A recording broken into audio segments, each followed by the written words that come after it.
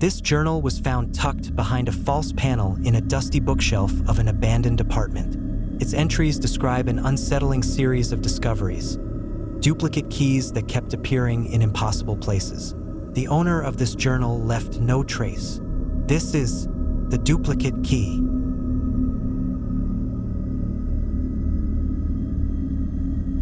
November 2nd. It started with the key on my counter. I always keep my apartment key on a hook by the door. Today, when I came home, there was a second key sitting on the kitchen counter. Identical to mine. Same scratches, same grooves. I thought maybe I'd left a spare somewhere and forgot, but I couldn't shake the feeling that it wasn't mine.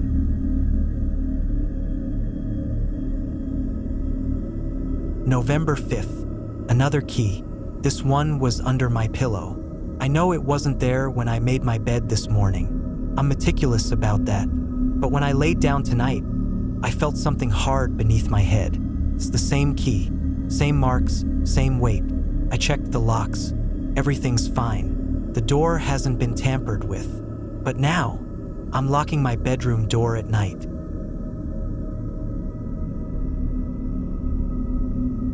November 8th. The bathroom this time. It was just sitting on the edge of the sink, next to my toothbrush. I've lived here for 3 years. I'm the only one with keys to this place. Am I? I stayed up late watching the door. No one came in. Nothing happened. But when I went to check the counter this morning, there were 2 keys sitting side by side.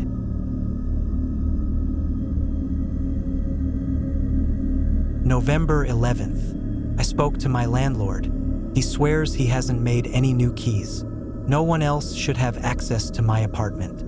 I asked if there's been any maintenance recently, but he just shook his head. I didn't tell him about the keys. I don't think he'd believe me. This morning, I found one in my jacket pocket. I don't even keep that jacket in the apartment.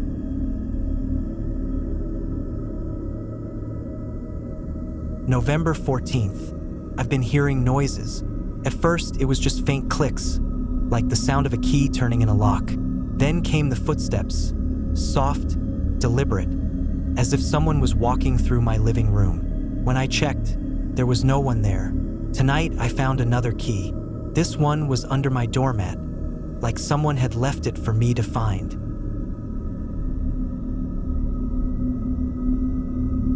November 16th. I set up a camera. I needed proof. Needed to know if someone was coming in. The footage is impossible. Around 3:14 a.m., the door unlocks on its own. Slowly, deliberately, swings open and then nothing. No one enters. But when I played the footage back, I noticed something chilling. On the counter behind the door, a key appears. It wasn't there before.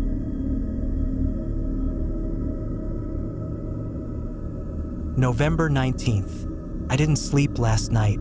I sat by the door holding a baseball bat, waiting. At 3:14 a.m., the lock clicked. The door didn't open this time, but I heard something slide across the floor. When I turned on the lights, there it was. Another key. I checked the camera again. This time, the door doesn't even move. The key just materializes on the floor. I don't know what's happening. I don't know what has access to my home. I feel like I'm being watched. Always.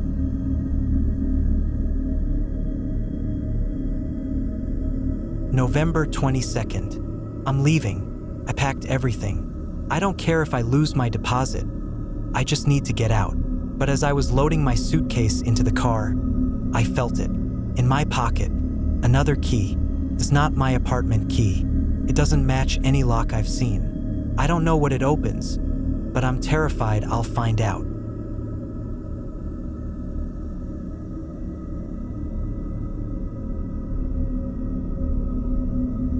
This journal was discovered hidden beneath a loose floorboard in an abandoned farmhouse. Its entries recount an unsettling series of sightings, a face at the window that left no trace of its presence. The writer's story ends abruptly, leaving more questions than answers. This is the face at the window.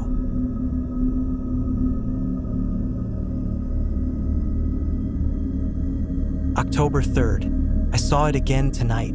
the same pale face pressed against the window pane. I convinced myself the first time was just my imagination, a trick of the moonlight or a shadow from the trees. But tonight, it was unmistakable.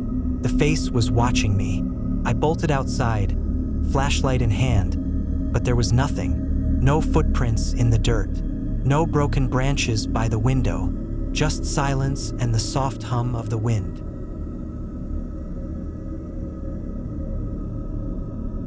October 5th. This is happening every night now, always just after sundown. I'll be sitting in my armchair, reading or dozing off, and then I'll feel it, a prickling sensation on the back of my neck. When I look up, it's there, staring at me. The face doesn't move, doesn't blink, just watches. Tonight, I stayed in the chair longer than usual, pretending not to notice. I wanted to see if it would do anything. After a few minutes, the face just melted away into the darkness, like it was never there. I didn't sleep.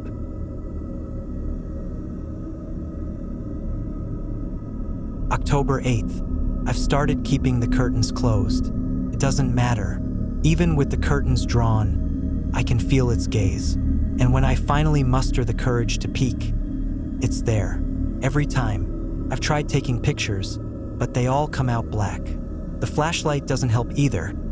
It just makes the darkness outside seem deeper. I don't know what it wants. I don't know how to make it stop.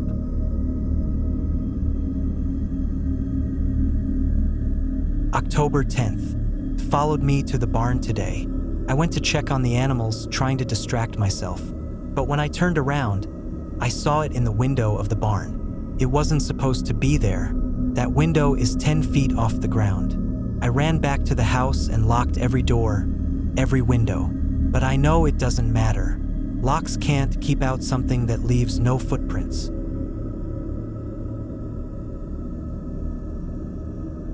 October 13th. I called the sheriff. He thinks I'm crazy.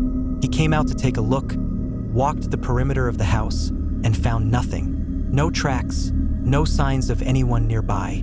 He suggested it was a prowler and said he'd send someone to check in every few days. But I know better.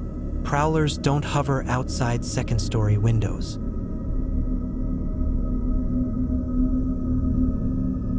October 15th. It's getting closer. Last night, I woke up to the sound of glass tapping. The face wasn't outside the living room window. It was at the bedroom window. I couldn't move. I just lay there, frozen, staring as it stared back. Its eyes seemed darker this time, hollow. When I finally worked up the courage to look this morning, the ground beneath the window was undisturbed. No prints, not even a blade of grass out of place.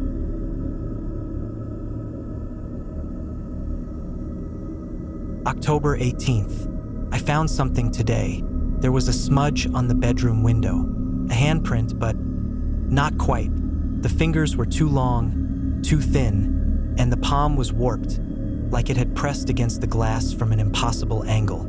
I scrubbed it off, but I can still see the outline when the light hits just right. It's not leaving, and I don't think it ever will.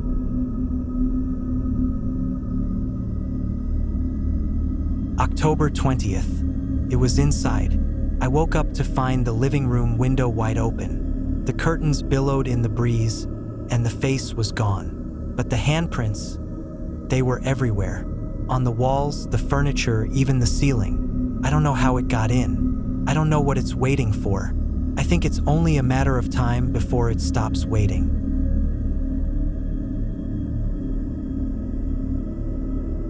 If you're drawn to tales like these, consider subscribing to Spectral for more chilling entries waiting to be uncovered. And if you have your own haunting story that you'd like featured in an upcoming compilation, we'd love to hear it. Just email us at spectralentries@gmail.com. Now, let's get back to the video.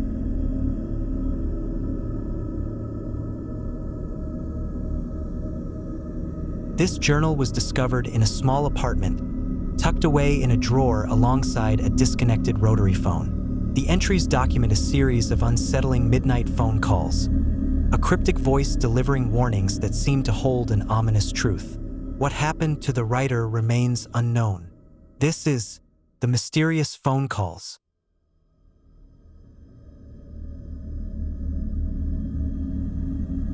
June 1st. Started tonight. The phone rang at exactly midnight. I didn't recognize the number. It wasn't even fully visible, just a string of dashes and symbols. Against my better judgment, I picked up. The voice on the other end wasn't quite right. Too soft, too slow, like someone speaking from the other side of a thick wall. It said just one thing: don't go near the mirror. Then the line went dead. I thought it was a prank. But when I walked past the bathroom mirror a few minutes later, I swear I saw something move behind me. Something that wasn't there when I turned around.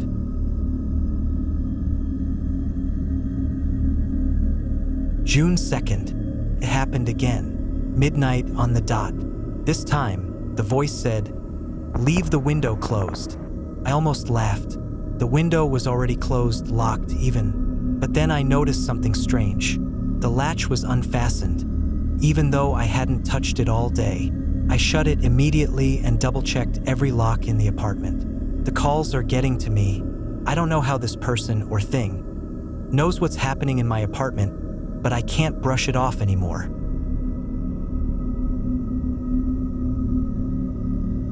June 4th. I ignored it last night. I let the phone ring and ring until it finally stopped. But the silence that followed wasn't comforting. It was oppressive, like the apartment itself was holding its breath. When I woke up this morning, the mirror in the bathroom was cracked, a perfect web of fractures radiating from the center, and the window, wide open. I didn't sleep at all today. I keep waiting for midnight to come again, and I already know the phone will ring.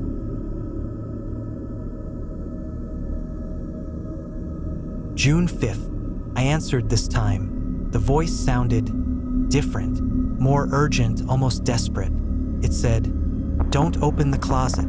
I froze. I hadn't opened the closet in weeks. I barely use it. But now, knowing what I know, I couldn't help myself. Inside, everything was where I'd left it except for one thing. A single black glove sitting on the floor. It wasn't mine.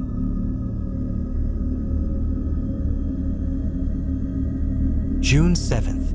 The calls are changing. Tonight, the voice didn't give me a warning. It asked a question instead. "Do you feel it watching?" I didn't answer. Couldn't. But the truth is, I do. I feel it all the time now. Something just outside my line of sight. No matter where I am in the apartment, it's there, waiting. I checked the mirror, the window, the closet. Nothing seemed out of place. But I know it's here, somewhere.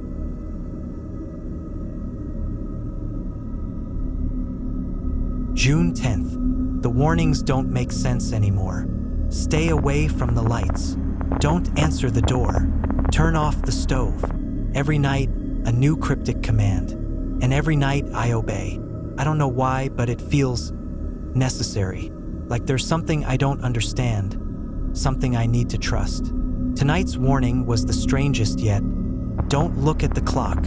I tried to avoid it, but curiosity got the better of me. When I glanced at the clock, the hands weren't moving. They were spinning backward.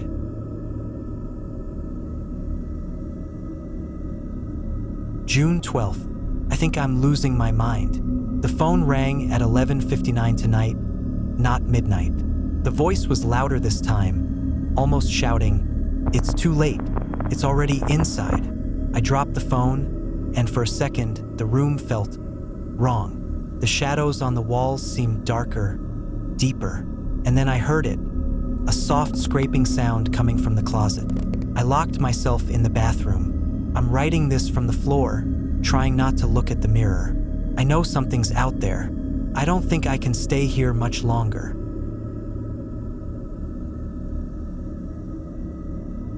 June 13th.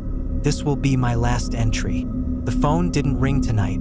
Instead, I woke up to the sound of something breathing next to me. I didn't dare move. I didn't dare open my eyes, but I could feel it. Cold, heavy, like a weight pressing against my chest. The clock is ticking backward again. The window is open. The mirror is cracked. I think this is the end.